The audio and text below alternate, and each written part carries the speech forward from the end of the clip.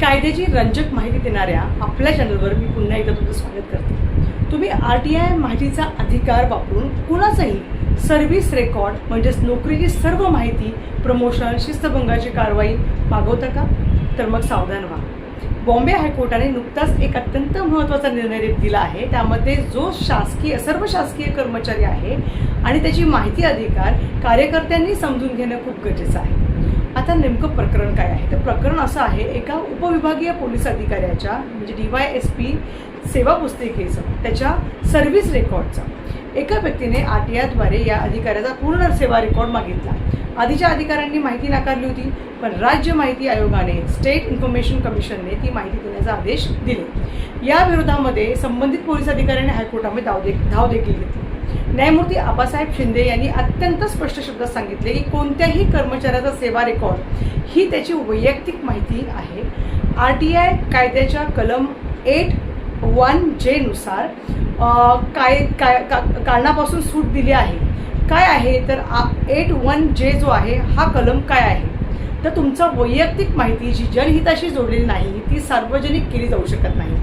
साध्या सोप्या सरळ भाषेत सांगायचं झालं तर कोणत्याही वैयक्तिक आयुष्यात डोकवण्याचा अधिकार हा कायदा सामान्यतः देत नाही। या कलमानुसार माहिती तेव्हाच नाकारली जाते जेव्हा ती माहिती पूर्णपणे वैयक्तिक स्वरूपाची असते।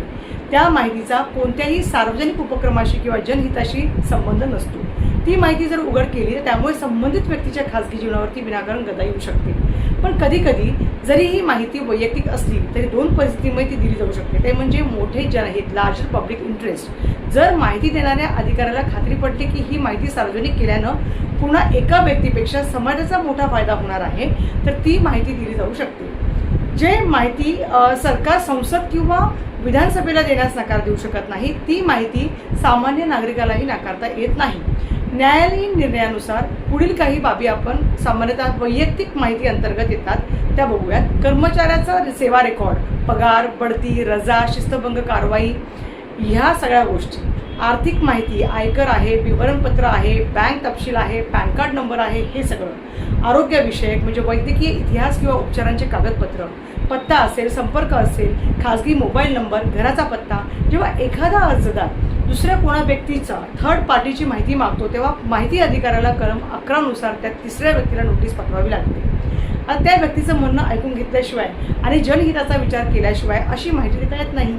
जर कुणाची वैयक्तिक माहिती मागितली असेल तर ती जी माहिती आहे ती आयोगाने त्या व्यक्तीला म्हणजे थर्ड पार्टीला कलम 11 नुसार नोटीस देऊन त्यांचं म्हणणं ऐकून घेणं बंधनकारक आहे, जे या केसमध्ये पाळलं गेलं नव्हतं। थोडक्यात सांगायचं झालं तर जोपर्यंत तुम्ही ठोस पुरावे देऊन हे सिद्ध करत नाही की या माहितीचा खुलासा करणं मोठ्या जनहितासाठी आवश्यक आहे तोपर्यंत सेवा रेकॉर्ड मिळणार नाही। हायकोर्टाने माहिती आयोगाचा तो आदेश रद्द केला आहे। हा जो निर्णय आहे तो गोपनीयता म्हणजे आपण प्रायव्हसी म्हणतो आणि पारदर्शकता, ट्रान्सपरन्सी यांच्यातील समतोल राखणारा आहे। नुकत्याच आलेल्या डिजिटल वैयक्तिक डेटा संरक्षण कायद्यामुळे कलम 8(1)J मध्ये सुधारणा करण्यात आलेली आहे।